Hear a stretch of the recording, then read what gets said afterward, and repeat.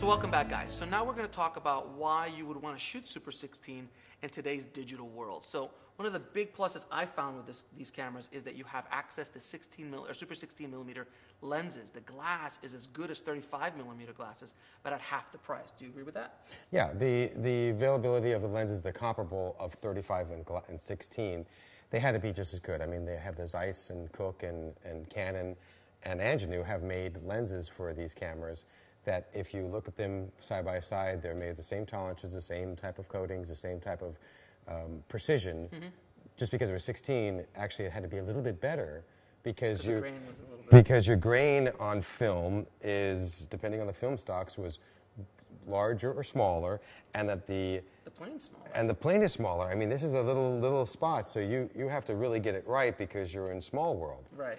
And you know, another thing is, a lot of people aren't doing this as much as the mainstream. It used to be the common thing. You know, when the budget was a certain tight budget or they needed to be run and gun and handheld, they'd say, okay, we're going to shoot this job in 16. Mm-hmm. You know, they'd just say 16, even though it was super.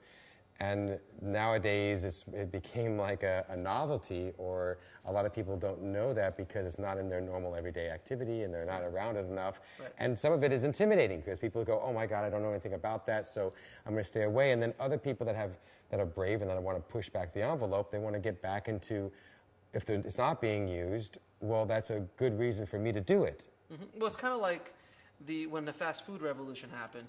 Everybody started jumping over to fast food, but then people are like, well, let's start slow cooking again. Let's start looking at our ingredients again. The analogy I would be is this is slow cooking as opposed to fast food. The other reason why you'd want to shoot something like this is the battery consumption and the footprint of a film camera versus a digital camera in today is much different. The battery lasts. You don't need a whole army of people and cables and power and BNC cables coming off and all the stuff transmitting, and then you need a generator, and then and digital cameras are all computers. They're supercomputers. Yeah. Film cameras, even some of the older ones off to the side, they're mechanical. The only thing that's electrical is going to be the motor.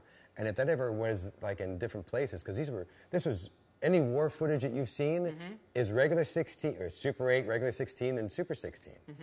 You know, World War II.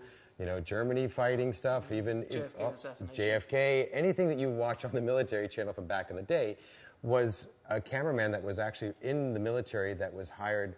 He didn't get to shoot a gun at people. He shot a camera at people. Right. And I met people over my generation of being in a rental house of guys that would come and they had done military war footage and they would have like fingers missing.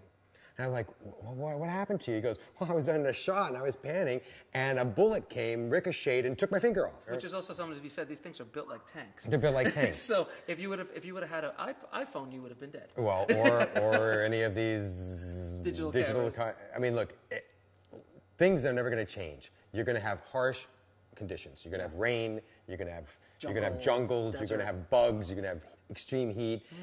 And you don't have the luxury maybe of having a generator or having a big power thing or having something to... Whatever batteries you have, you can... I mean, this pulls very little wattage in amps. 1 or 2 batteries will last you all day long. 3 magazines to go into the jungle. If you can't do something in 3 magazines, then you should not be doing it. Right.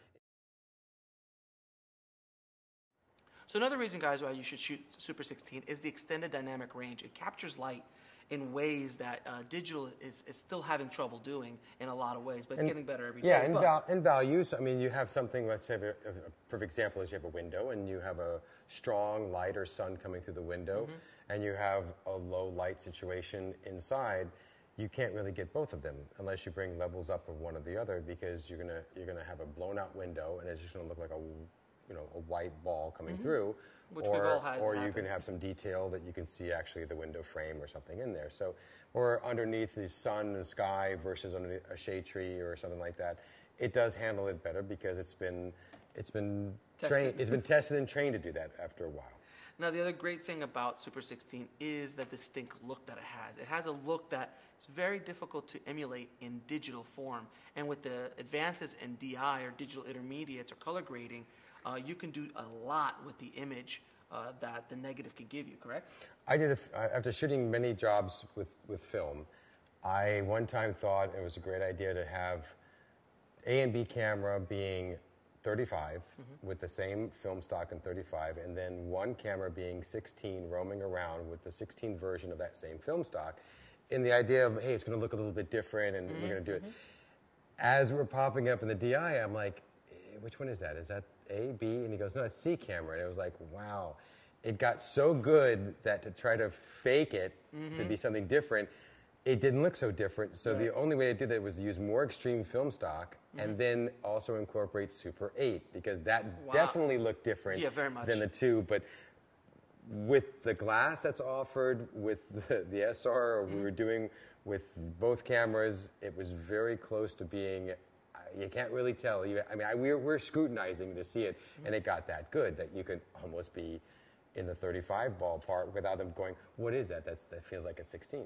Well, you were actually talking about, in the next lesson we're going to talk about film stocks, but you were actually saying that the technology for the film stocks got so good it started emulating video, and they actually had to pull back a bit. Yeah, they didn't want to make it so. Now their slogan is, accept the grain. Accept the grain. Enjoy the grain. Yeah, enjoy the grain and go with the grain, because the grain...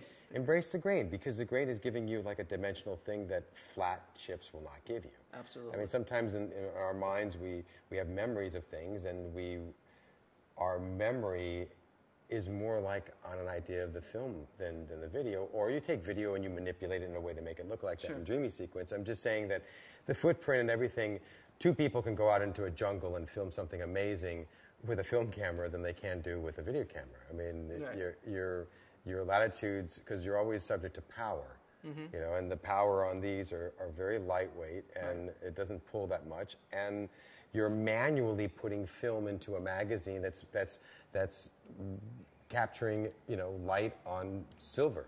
Yeah, exactly, as opposed to everything being electronic. Now we love video, we love technology, we love where we're going. This is just another It's option. just you have to give the filmmaker, when you say why shoot film, why shoot anything, why shoot with the GoPro? Oh, the GoPro.